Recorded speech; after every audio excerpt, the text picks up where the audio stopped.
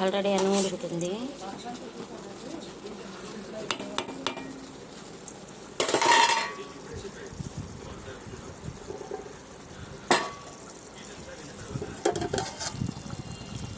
మన mutton curry ఎలా వచ్చాక మటన్ కర్రీ ఇవాళ కొవ్వు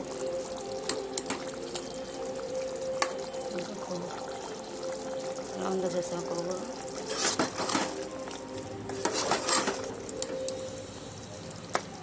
మటన్ కర్రీ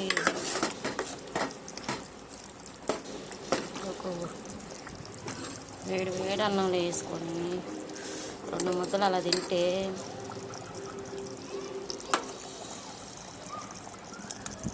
స్వర్గమే.